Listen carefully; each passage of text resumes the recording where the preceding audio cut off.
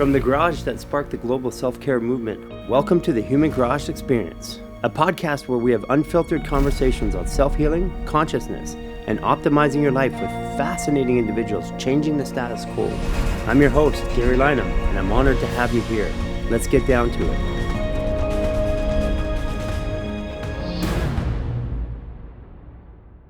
Why'd you become a doctor?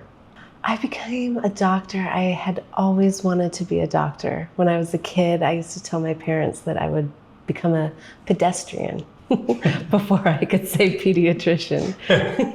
Okay, I get it. And I had always wanted to nurture and help. And I have a history of competitive Taekwondo. And in that, I was teaching the two sons of a local midwife. And I just got completely taken away into the world of natural healing.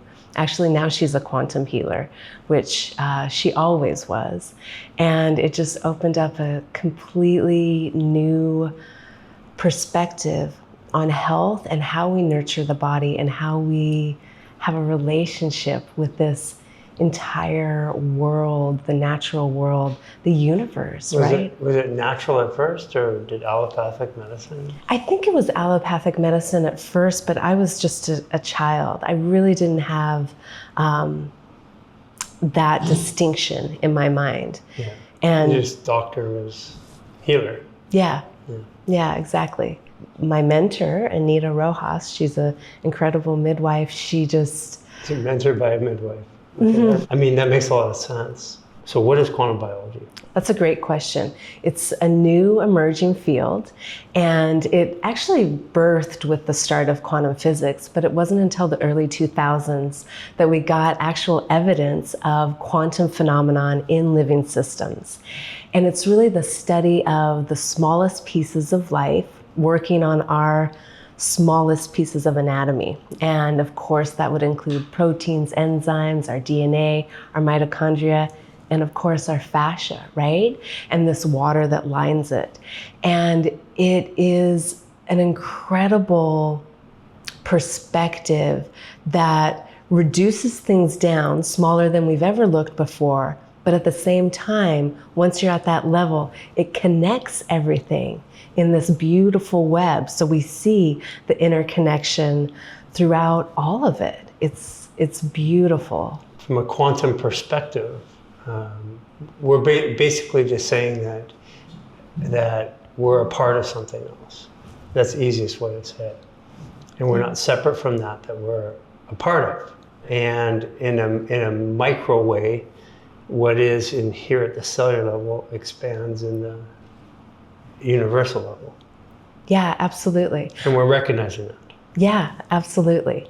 I mean, we have this immense sea of plasma that the sun is releasing, and it's streaming into our atmosphere, and this flow of photons goes from every plant, animal, human being across the globe. We're just part of this flow of energy. Sure. Yeah.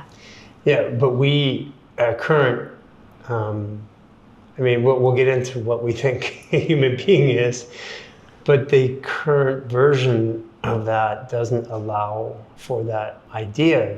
The current version says we're separate from it. Yeah, absolutely. It segments everything out. It looks at a chemical mechanical model, right? So if you have health, you have chemical balance. Disease is a chemical imbalance. This is really looking at the flow of energy in the body, the flow of electrons, protons, photons of light, phonons of sound. And we know that seems to be creating this frequency language in the body that is giving birth to that chemical model that we learned in school, that Newtonian physics, right? The way I see it is that everything that we currently interact with as a human being is a reactionary model to all of the inputs. And I see the inputs specifically astrologically. Yeah, absolutely. I mean, I would say from a quantum biological perspective, we're a big antenna. We're a liquid crystal antenna. We are. Yeah, from our fascia to our DNA to our cell membranes, and especially this water that lines all those things, really acts as this antenna for these unseen waves of information. And we're finally at a point where not only can our technology start to validate this and record it, but I think societally, I think on a societal level, we are ready for another explanation. We know that the current model doesn't explain it adequately. It's because the dogs are starting to talk to us. I Am Bunny. Have you seen I Am Bunny? No. Okay. I Am Bunny is very complex conversations with the dog, with the paddles. And but the dog is it. You just have to look at it for 10 minutes, and the dog's not just asking for simple things. It's asking, who am I? Why am I a dog? Why are you human? What's the difference? The dog is doing this. So you gotta go see the I Am Bunny. Okay. But the idea is that as consciousness raises, it's like an ocean. Every part of in that photon, in this plasma light that's happening, it all raises. Yep. So theoretically, animals are supposed to speak. We have technology which can allow an animal to speak now. So through thoughts, because we have technology that can convert a thought into an image right now. So it's not very long. We're talking within 12 months, commonly available is your ability to talk with your pet. Oh. I mean, but it should have been there in the first place. Yeah. And it kind of is there, right? What not is? Our language, but... Well, we're not aware of it. Right. But pets know when we're leaving the house or leaving the office to come home. Yeah. And that's what we're talking about, those invisible morphogenic fields, biofield, the field. I mean, even as a naturopathic doctor, how do they account for this phenomenon? Because first of all, I ask them all the time, I'm like, so when somebody walks in a room and they're angry, you can feel it. So what's the mechanism? Did they breathe harder? Did they emit an odor? Am I supposed to smell something? What is the mechanism that my nervous system became aware of the fact that someone was angry? Yeah, no, I certainly don't speak for all the naturopathic doctors, and I'm not sure what they'd say. I know what I would say. I think that there are fields of information, and this liquid crystalline capacity of our body acts as a receiver for that information. And I think, we're just talking about dogs. How do they know when we're coming home? I mean, Rupert Sheldrake did incredible research with this, was completely ostracized and not taken seriously. But now we know, when we're looking at research in the last 3 to 5 years, that our cells communicate via electromagnetic frequency, via light. I mean, there's more evidence to support that it does than there is to support that it doesn't. It's just not talked about. Yeah, absolutely. Yeah, there's actually more research on the quantum aspects of the body than there is on the Newtonian aspect of the body, but it's just not published. Incredible. I mean, it's coming out because independently, because of the voice, the ability for people to communicate through technology has allowed us to supersede narratives to a degree. I mean, you and I both got censored. Yeah. I laugh at it because it's like you can put concrete over top of grass, but the grass grows with the concrete. Oh yeah, absolutely. Yeah. And at first it was like being covered in concrete, right? And then being censored became this experience of, oh wait, I can grow through concrete. It is time to... Book deals, speaking engagements, all the other stuff just changed. Yeah. I mean, literally within the 4 weeks, 5 weeks, 6 weeks from now that we've been censored, we've had 250,000 people pop up on Facebook because they want to hear. Yeah. And that, that's part of the whole issue is our voice and what we want to say. Mm-hmm. Okay, so back to the science of it. I mean, everything in the body, from thinking to blinking, happens by the articulation of proteins. Mm-hmm. So proteins make it all happen. Now, it's not for people that are looking at this, it's not proteins that you eat, it's proteins in the cell. Right. There's between like 5 and roughly 20,000 proteins per cell. Yeah, and they, the proteins that really seem to be guiding this biological action are actually embedded in the cell membrane, in this bilipid membrane. And what I think is fascinating and... Fascinating? Exactly. Okay, just got to correct you. Is the capacity of this cell-bound water to support that configuration and the action of that protein. We see that it acts as a scaffold and a supporting, and it can pick up. Scaffolding, yeah, scaffolding and supporting. That's actually a good place to start. Yeah. But there is between 5 to 20,000 proteins per cell. If we just took an average, just for math's sake, because you're a Gemini, you like to do math. At 10,000 proteins per cell with 50 trillion cells, we have 5 quintillion proteins. And from a scientific perspective, if we were to stand back and say, scientifically, what do we know scientifically about the human body? If proteins run everything, and we have 5 quintillion of them, we should understand about 2/3 of them, maybe 80% of them. But the fact is that we've only identified 100,000 proteins out of 5 quintillion, and we only moderately know what 5,000 of them do. So this is part of what I love about what we're doing, but it's time for science to stand back and say we don't know anything. Yeah. That's really what it is. And stop pretending that we know the human body. Because then if we stop pretending, then we can start to explore. Exactly. We can step out of that box that we were given in primary school of what our body does and what it can't do, right? And we can explore and evolve and envision and create a new biology. Absolutely. So you've been watching us for a while. This is your first time physically interacting with me. So how would you describe, as a doctor, a quantum biologist, how would you describe my biology? Your biology is quite fascia rich. I mean, just what we were doing before coming in here and sitting down, it is an incredible example of what the human body can be when it is tended to, with fascia being a priority. Yeah, and minerals, because minerals are what provide the connectivity in life. The consistency, that's why everybody wants to come and touch me, because I feel like I'm like 6-month-old baby. Now, we did an example, which people can see in different parts of our media they'll find, but where you trying to lift somebody else and then you lift me. What was your experience like trying to lift me with 3 other people?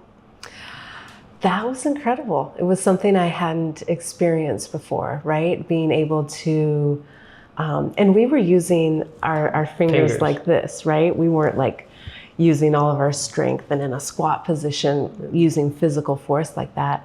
And we just lifted you right up. Right? Super light. Yeah, super light. Yeah, so like, how do you resolve that scientifically? Because I have the same mass as the person that we were trying to lift before, and he's dense and you couldn't lift him. And then all of a sudden you can lift me. But physically on a scale, like we're pretty close. So what does science say about that? I'm not sure science has the answer, which is why we have to say, we don't always have the answer. Thanks for watching and tuning in. These conversations have radically shifted my life, and I want you to experience those radical shifts too. Take these conversations and integrate them into your body by joining one of our fascial maneuver reset programs. Introduction to fascial maneuvers, 7-day reset or 28-day reset. We're going to put the links below. Take that cerebral knowledge and that experience that you're having right now and bring it into your life by resetting it in your body. These programs have radically shifted my life, and I know they'll radically shift yours. Don't wait another moment. Reset your life today. Could it be that the fascia is more receptive, that you are more receptive to our intentions to lift you?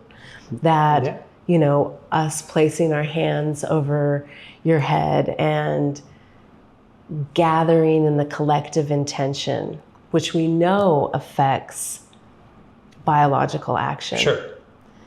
Is that the reason we were able to do that? I don't know. Are you? Or maybe mass density and gravity are not what we were taught. I like that answer.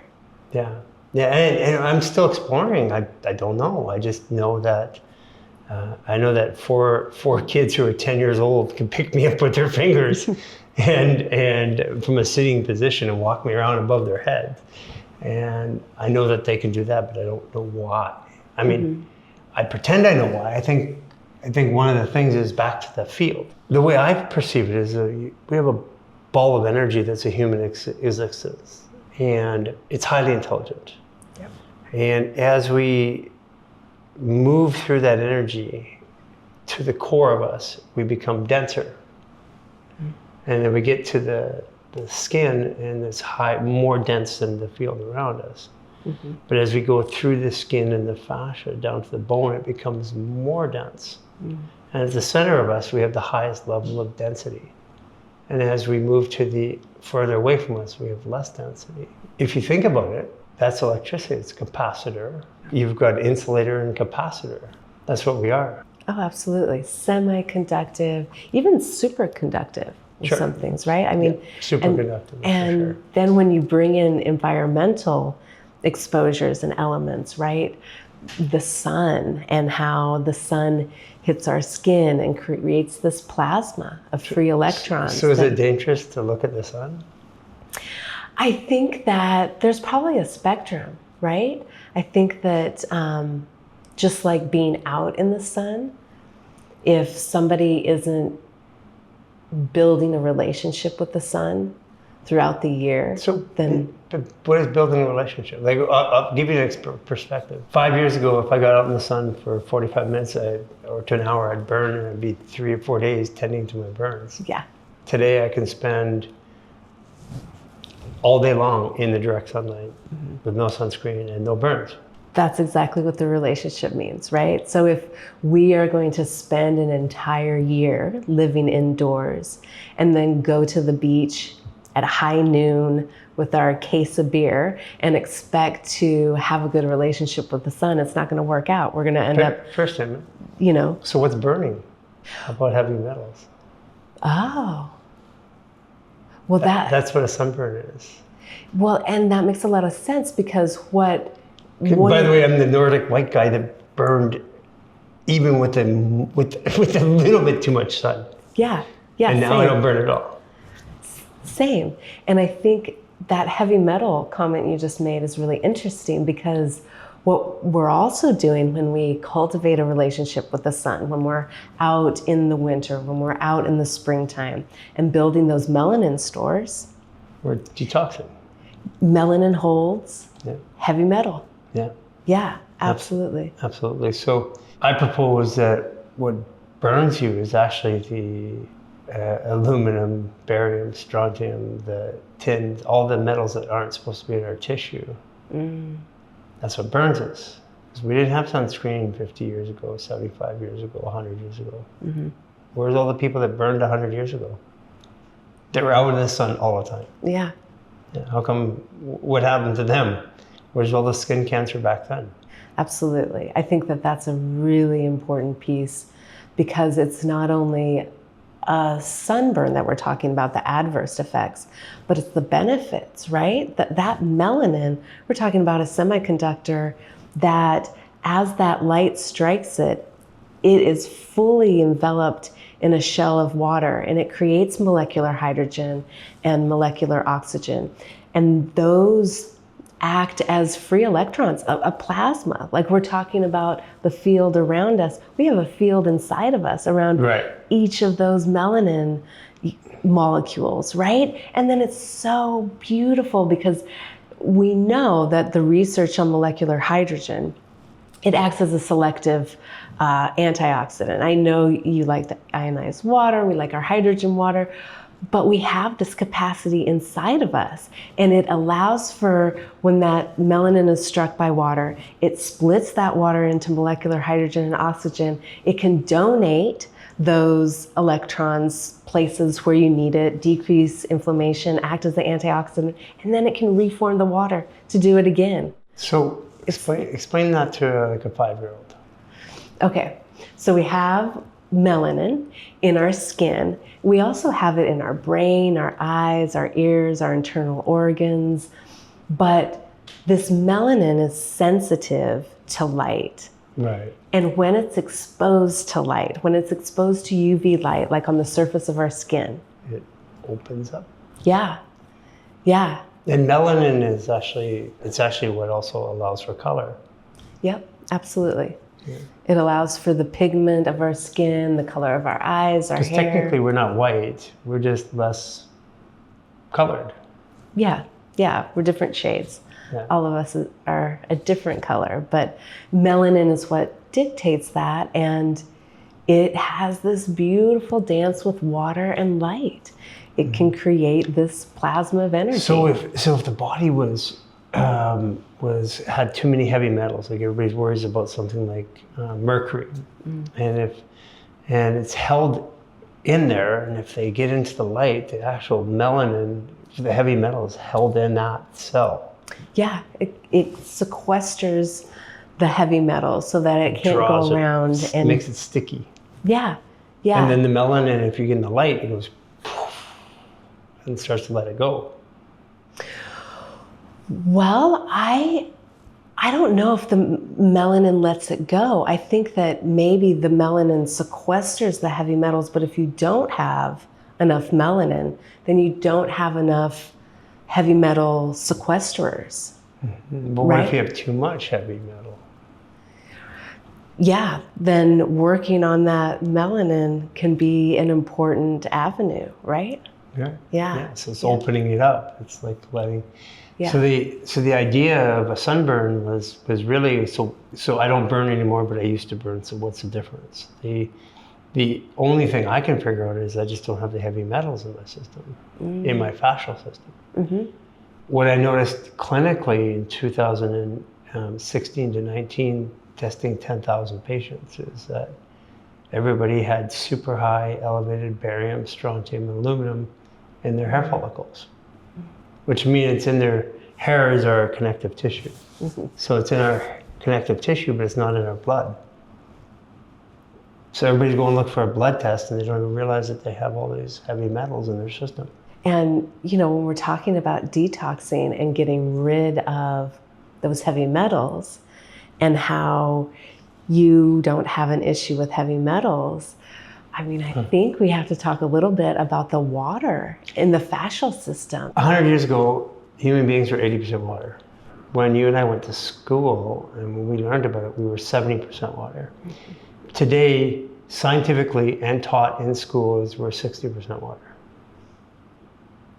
Now, conversely, as we've been dehydrated, simultaneously as all the illnesses in the planet are coming up.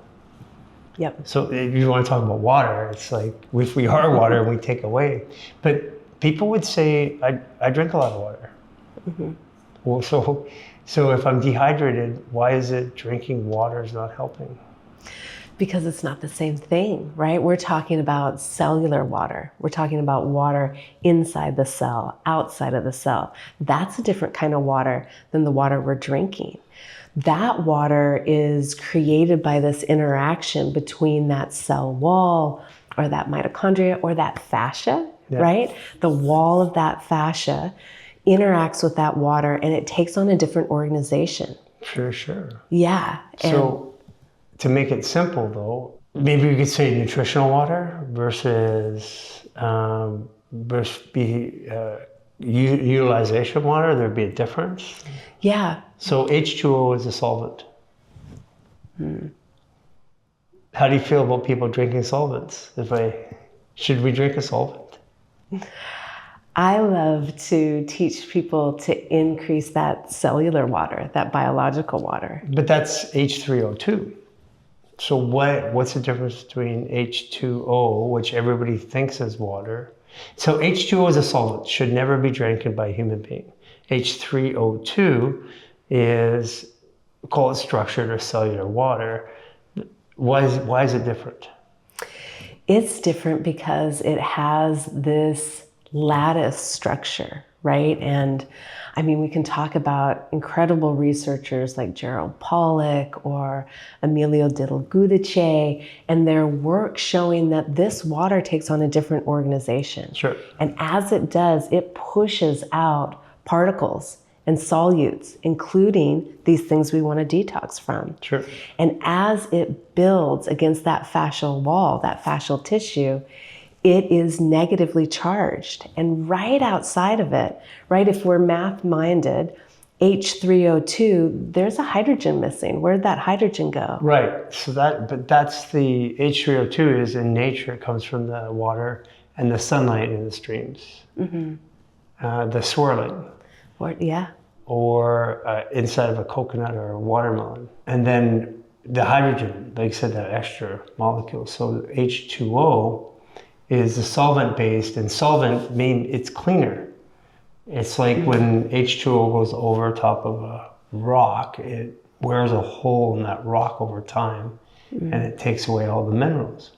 So if we're drinking H2O, which is like filtered water, which we're forced to drink right now. So if we drink filtered water, we're actually robbing our body of all of the minerals. Yeah, absolutely. I mean, I have patients that are like, I drink 3 liters of water a day. I pee all the time and I'm still dehydrated. Yeah. And it's like, it's because we're not paying attention to that cellular water. And that cellular water is actually a battery, right? That extra hydrogen goes right outside that negatively charged water. You just said it, battery, because technically we're a battery. Yeah. Yeah, which means that we need salt. Mm-hmm. Yeah. That's how batteries work. Oh yeah, absolutely. Water is not a great conductor if it doesn't have minerals in it. As a matter of fact, it virtually doesn't conduct if it has no minerals. Like distilled water has virtually no conductive force. Once you add minerals, the minerals is what allows it to conduct. And highly mineralized water conducts more, faster, better. Yeah. And then the human being, each cell has a charge, 1.4 volts. Which is interesting because that means that at 50 trillion cells, we have 700 trillion volts of electricity. Which coincidentally is the same as 30 suns when we put it in perspective. Mm-hmm. If fascial maneuvers have transformed your life like they have mine, take the next step and help others. We have a certified coaching program, and you don't need to be a practitioner or a coach to do it.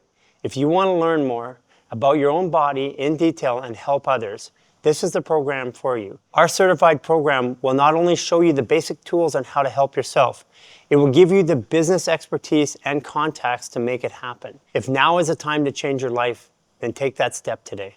It's incredible. So why isn't that scientifically true statement, aren't people able to experience that, do you think? I think a lot of that has to do with what we call plasma, right? We're acquainted with solids, liquid, gas, but we don't talk a lot about plasma. And that water in our fascia is a plasma. It's the fourth phase of water. That fourth phase of water, like Gerry Pollack in his book, that is a plasma where you have that negative and positive zone, just like those Kordylewski clouds and Van Allen belts that are above our magnetosphere, able to hold intense pockets of negative and positive charge and have that same kind of intense electrical charge because they're able to coexist by this thin sheath in between them. That's happening in our fascia, right? Sure. That negative charge, a little bit of water, that positively charged water. And it was Gerald Pollack in his laboratory, he showed that if you put an electrode in one, an electrode in the positively charged water, that separation of charge between the negatively charged water that's up against the fascia and that positively charged water that's right outside of it, it's enough to light an LED light bulb. Sure. So, I mean, that's why we call it Have you seen all the kids doing it right now? That they light a light bulb in their hand. Have you seen that? Mm-mm. And kids are doing this all over TikTok. They're actually, what they're doing is they're taking a light bulb and then they touch each other. Oh, And then the light bulb goes off.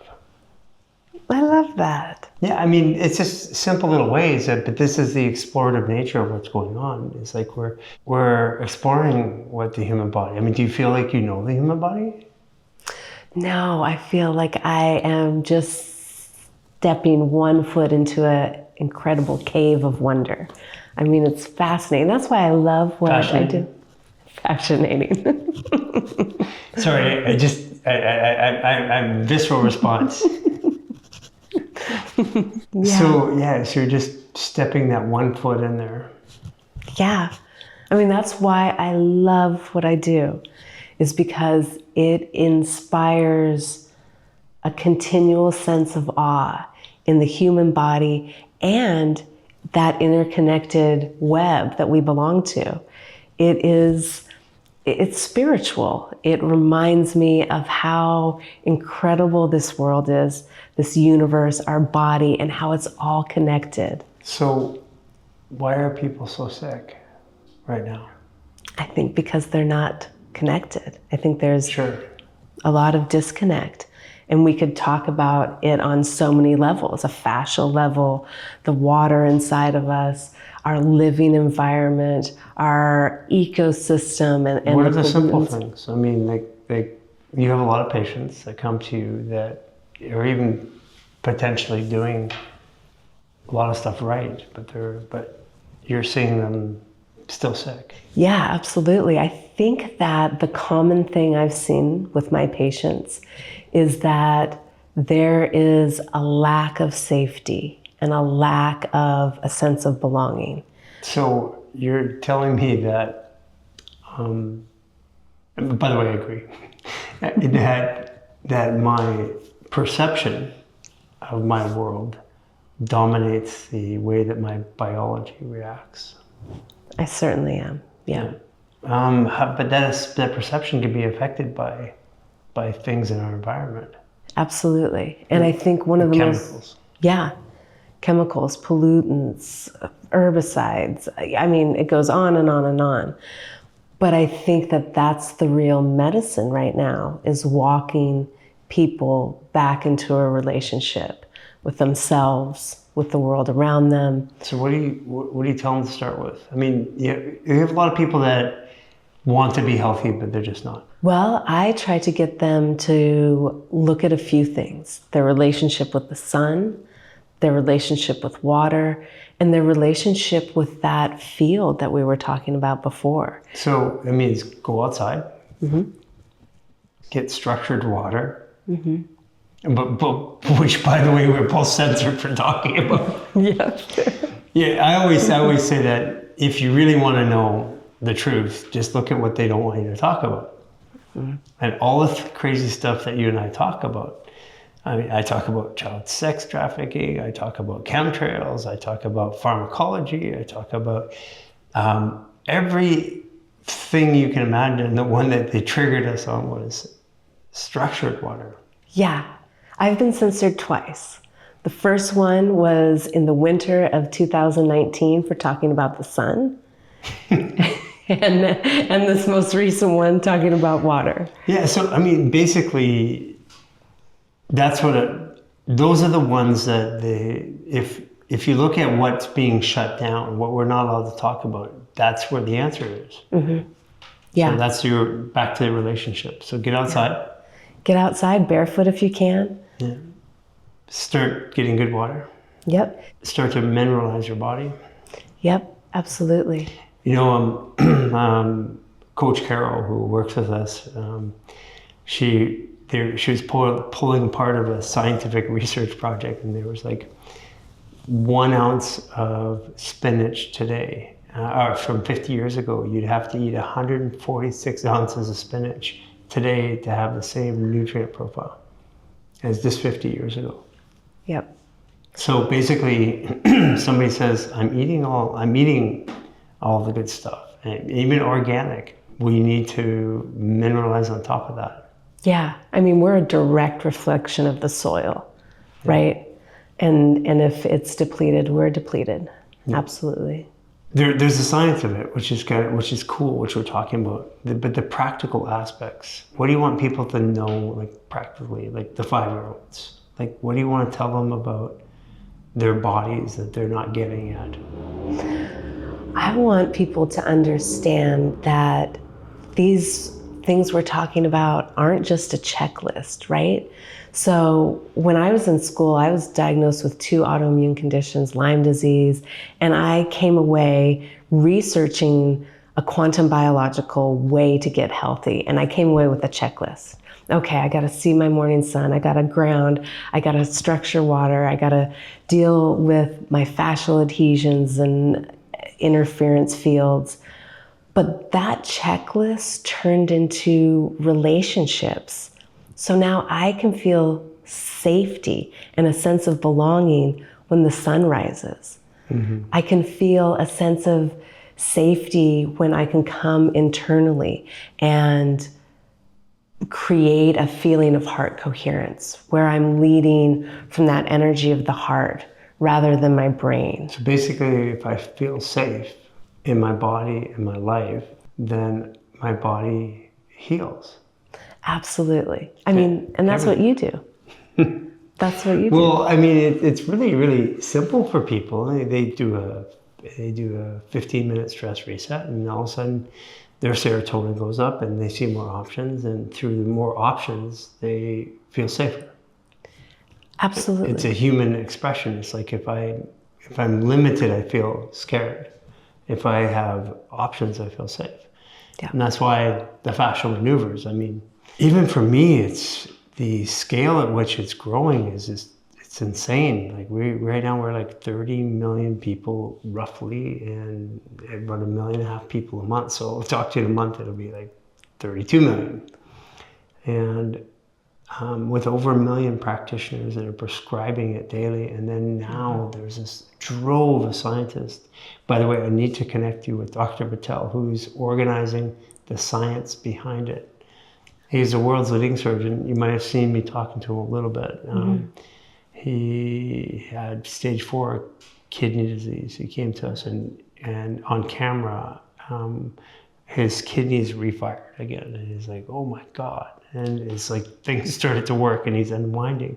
He's the one that created robotic surgery. Wow. He's also a professor. So we're organizing smart people like you with other smart people to start explaining, because what we have is an observational phenomenon, which means just because science can't explain it yet doesn't mean it doesn't exist. Oh, absolutely. And it's like people all over the world healing themselves. So the question is why? And I have a belief system, but I say this regularly. I'm completely open to the fact that everything I say is bullshit. Yeah. And at some point in time, I'm probably going to, 5 years going to go, that was all bullshit. But okay, here's a better, the reason why I create the stories of the narratives is so I can explain it and share it. Yep. Because people, they can't take a fact without having a story around it. Yep. It creates that safety. Safety. Right? It allows them to fully embrace that change and not, shove it to the side.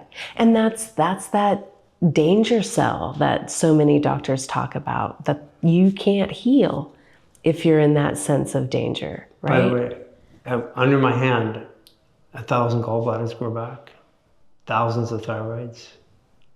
We have medical evidence of this every day. We have parents removing autoimmune disease by themselves, blastomas, brain cancers. We have thousands. We have thousands of women between 55 and 67 years old right now coming out of menopause. I have a 65-year-old that's going to get pregnant. Wow. Yeah. We forget that our great-grandparents didn't have, women, great-grandmothers didn't actually have menopause. They didn't stop menstruating, but we're just not taught that. We certainly aren't. I ask people, because I specialize in women's health, show me one person writing about period pain 100 years ago? Just show me one. Anywhere, like there's no personal journals or notes anywhere that you can produce about monthly cycles being painful. We have this story about how our life is supposed to be. And what I've observed, because I'm not a doctor and I'm not a scientist. Well, I mean, we're all scientists, N of one. But what I've observed is that we have this echo chamber, which means that all the science on the human body that we're pointing to has mostly been done in the last 50 years. 80 years ago, we were 80% water, and now we're 60% water. So the science is being done on a human body and saying, what is this outside thing? How does it react? How does the body react? But the body is now 60% water when it used to be 70% water. So as the bodies get sicker and sicker, we're doing science on things that get sicker and sicker. Like one of the things I showed you is my breathing. So I breathe 3 breaths per minute. But it's also scientifically true that the average person on the planet breathes 15 to 16 breaths per minute. While simultaneously also true that after 12 breaths per minute, they're hyperventilating. I mean, the paradox of science is, that's why I said it's time for us to stop pretending that science is the answer and dive into experience. Oh, yeah, absolutely. I mean, that's one of the tragedies of the scientific revolution, right? Like Hooke and his high-powered microscope showed us a level of life we'd never seen, so we cast away that observational science. In the middle of all these great conversations, sometimes you still need to take a minute to stop and breathe. Let's do that together. We're going to breathe 3 times through the mouth and 3 times through the nose. This is going to activate and rebalance your parasympathetic nervous system so you can absorb more. Breathe in with me through your mouth.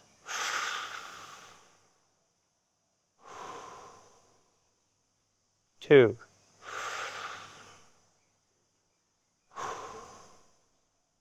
3.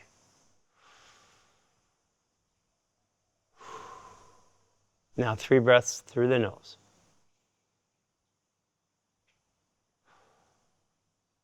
2.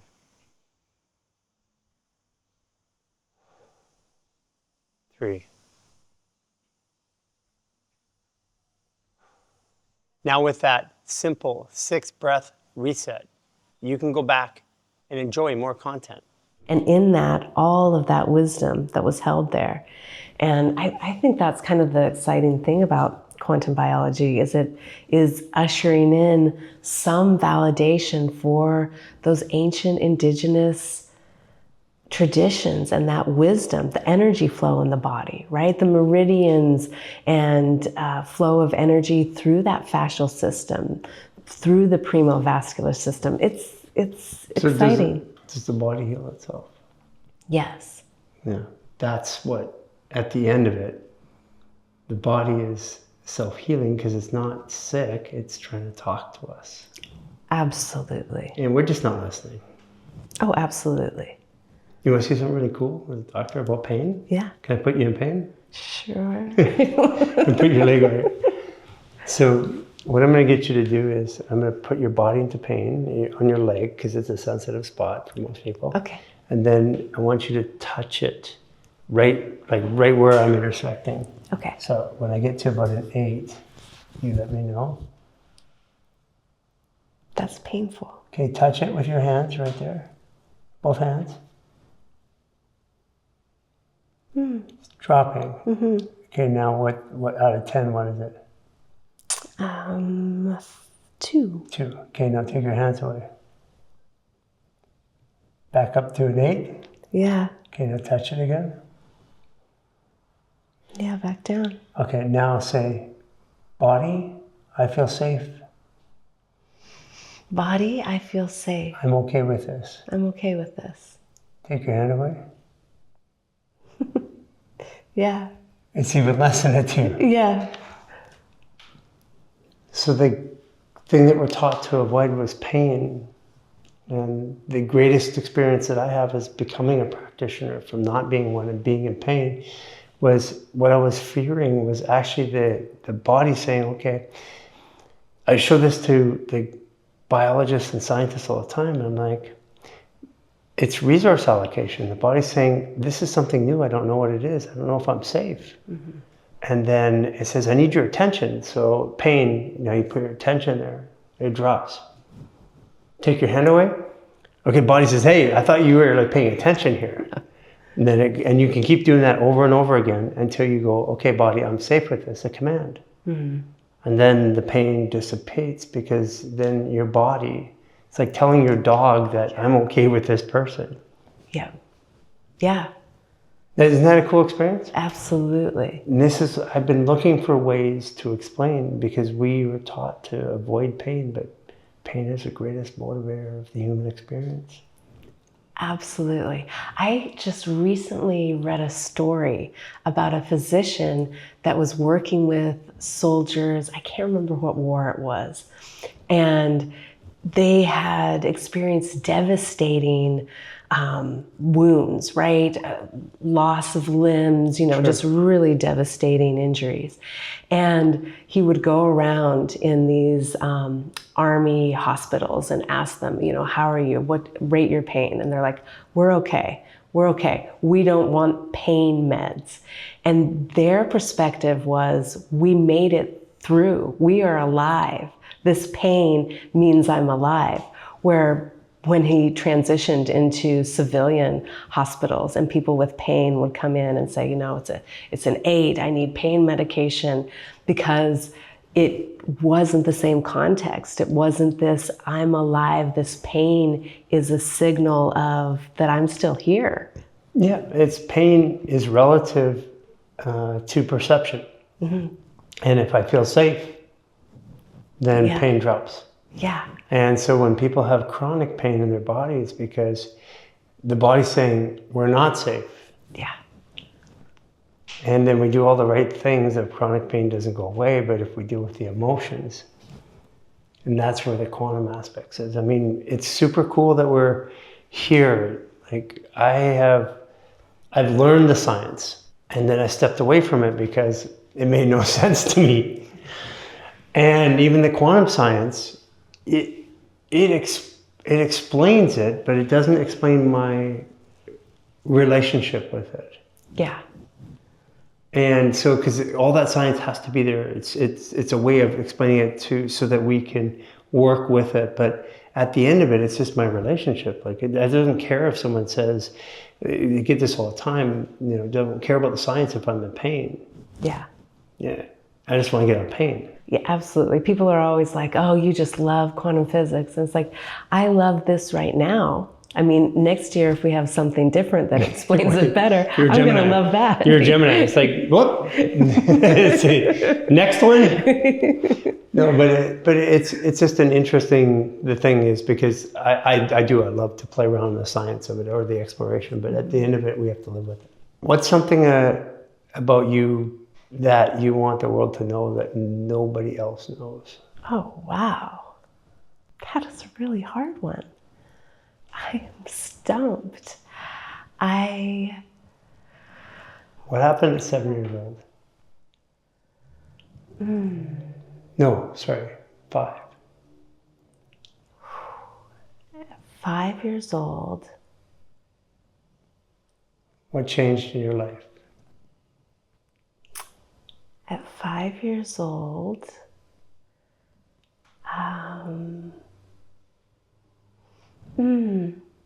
I think at 5 years old, I went from living in a place of safety to being put in the school system in Mississippi, which had corporal punishment and a completely different... So safety. Yeah, there was no safety. Okay, so what happened at 10?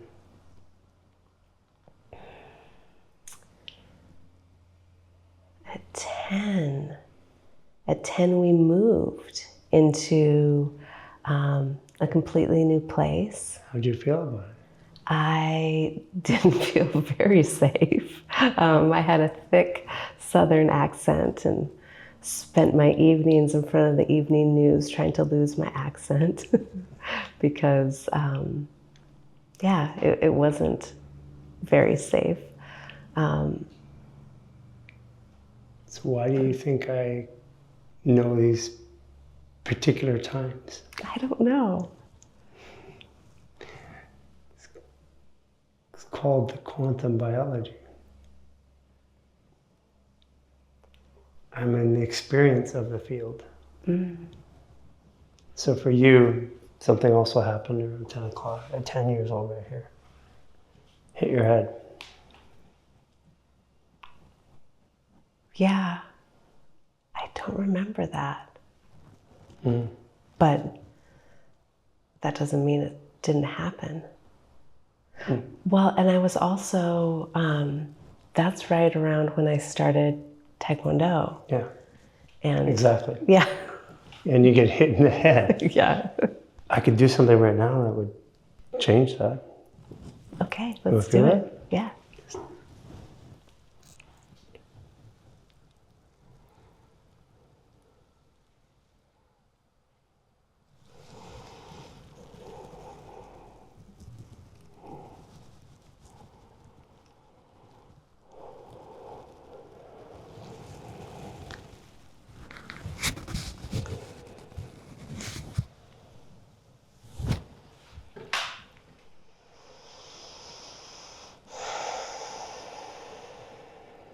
What do you feel? Well, that's better. Well, what do you feel? I feel an expanse. I feel a lightness and an expansive feeling. Less pressure. Yeah. Yeah. So that's the reality of all the quantum biology is how I feel about it. And so you had a fascial contusion back here. And I can tell you, your body says it happened at 10. And then that restricts the brain, your right hemisphere in particularly. And so that's where you become even more left brain dominant, even more scientific. Yeah. Yeah. Yeah. And you're a 15 degree, which means that you're actually an artist. I love that because my husband is an artist and I always say, I'm not an artist. I'm not an artist. So I have a feeling that you're about to find your art. I can't wait. So for me, my canvas is the human body. Because I can just make it shape and change its structure instantaneously. And I'm like, after working with bodies for so long, I'm like, oh my God, I actually like it now. By the way, it's a little secret is I hated working on bodies until 2019, when this new fascial work started. And I'm like, oh my God, I love it. Let me do it every day. Before people would ask me for help, and I'm like, get away from me. I did that at work. Book an appointment. Now it's like, you want the help? Let me do it. Yeah. Yeah. Yeah. And that's when we know we're on the right path, right? Yeah. Is that, yeah. Well, listen, it's been great getting to know you. We're going to have the opportunity to, what we're doing is we're organizing people who have a voice, and we're bringing them together into a network of people. So we believe that people should be able to explore and find their own truth without restriction. Amen. Absolutely. Well, we'll get a lot more time to spend together. I'm glad that we had the opportunity to have this conversation. And where are people, is the best place to find you still on social media? Yes, hopefully the gates will open again on Instagram. I also have a website, and it's all just Dr. Catherine Clinton. drcatherineclinton.com or Dr. Catherine Clinton on Facebook or Instagram, YouTube. Facebook's doing okay still? Yeah. Okay, just like us. Yeah. Okay, so just go find you on Facebook now. Check Instagram later just in case. Yeah. Okay. Don't mind the warning label. Right. Yeah. Too dangerous for average consumer. Right. Okay, and thank you so much. Thank you so much. Thanks for tuning in, and if you enjoyed this content, follow us on social media channels, The Human Garage Experience, Apple, Spotify, and all other channels. We're on a mission to inspire 1 billion people worldwide, and the way that you participate is by liking, subscribing, and sharing our content. Every share that you take brings us one step closer to that billion people. This has been a fantastic episode. We enjoyed presenting it to you. Be a part of this worldwide revolution and share it now.